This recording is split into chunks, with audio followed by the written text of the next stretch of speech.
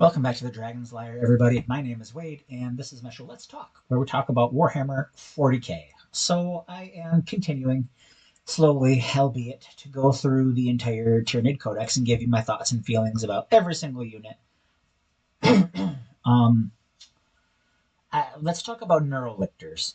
Now, originally, I was not such a big fan of NeuroLictors, but I keep an open mind. I'll tell you whether I like the unit or whether I think it's not worth taking. And I do see a place for NeuroLictors. So let's talk about it. Movement 8, pretty good. Tough 5, not great, but you know, it's more than a Space Marine. I think that's where Terminators are. 4 plus save is bad, but it's got an invulnerable, so that's good. Wound 7, that's not terrible. He's got some survivability. Leadership 7. Okay, so now here's something that you need to keep in mind. This is out of the picture that you're seeing is out of my codex.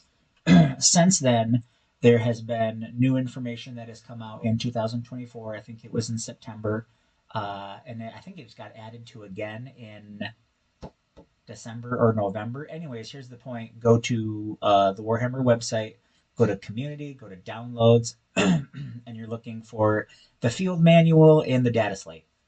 Anyways, in there, it adds synapse to NeuroLictors in the keywords. So remember down here in the keywords, if synapse is down in the keywords, that means the unit creates the synapse bubble, the 6-inch synapse bubble. So NeuroLictors now have synapse. I printed mine out and laminated it. Anyways, that's important for a couple of reasons. And the reasons are synapse. If an enemy is within synapse, they get a -1 on all their battle shock tests. That's going to be a big one here. Also, if you are a Tyranid model within synapse, you get +1 strength on all melee attacks. So, what I'm trying to get to right now is leadership 7, but now you're synapse, so you're rolling on 3d6. It's a guarantee. OC1. Now OC1 is not a lot, but here's the thing: NeuroLictors, like all lictors, are sort of lurker units. Regular lictors or death leapers even are good for harassing the enemy backfield. I think NeuroLictors are good for lingering in your own backfield slash attacking the objectives in no man's land. Maybe not good for taking your opponent's objective, but definitely doing some lurking.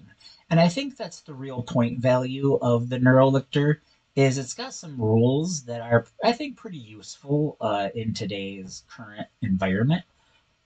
So the OC1 is not actually bad.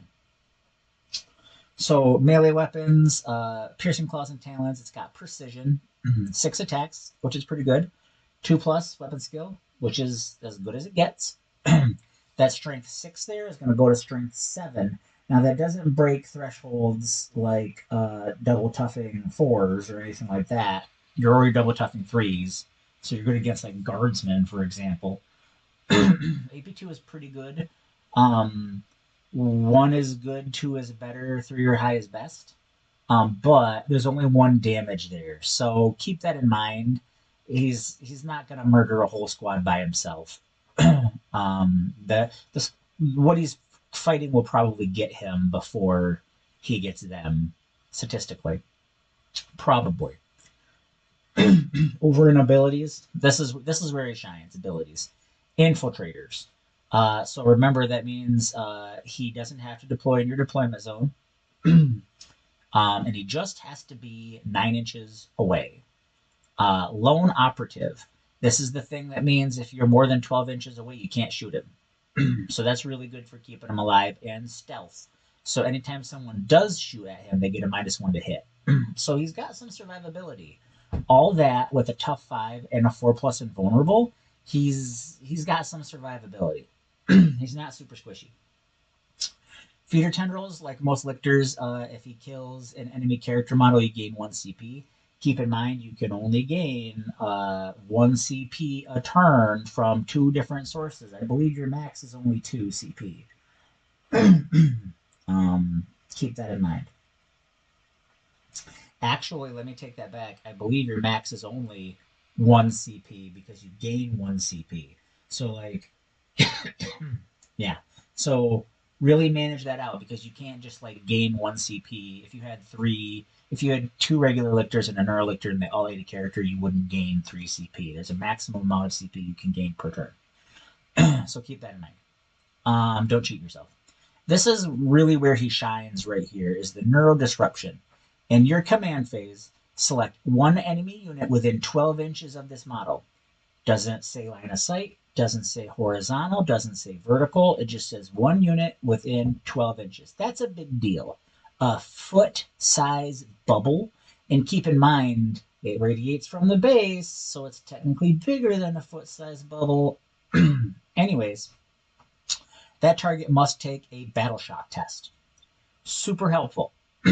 So if there's an objective and there's a Norn emissary holding that objective and guys come in to take it from him, okay? Maybe a Norn emissary is a bad example. Something with a synapse, a Maliceptor, okay? Maliceptor runs up on a unit that is guarding. Let's just say it's a unit of guardsmen, okay? That is holding an objective. So that Maliceptor by itself probably doesn't have enough CP to take it from that guardsman. But the thing is, if you have a NeuroLictor lurking around, he's within 12 inches, you can force a battle shock test. And that's in my command phase. I force a battle shock test. Then that unit of guardsmen that we're talking about is within synapse of that Maliceptor. So now that unit of guardsmen is at -1. If you drop the shadow in the warp, it stacks. If you drop the shadow of the warp and you have a Neurotyrant on the board, it stacks because it's affecting leadership score, and that is one of the things that you can stack independent sources from. So keep that in mind. Each time a model in that unit makes an attack, subtract 1 from the hit roll if the unit is battle shocked. So you select a unit in your own command phase, you select a unit that's 12 inches from the NeuroLictor. They have to make a battle shock test. Then he's got an aura. While an enemy unit is within 12 inches of this model, if that unit is battle shocked, each time a model in that unit makes an attack, subtract 1 from the hit roll. So it makes them less good at attacking, and it doesn't say melee or ranged, it just says an attack. And then each time a friendly model, Tyranid model, makes an attack that targets that unit, add 1 to the wound roll.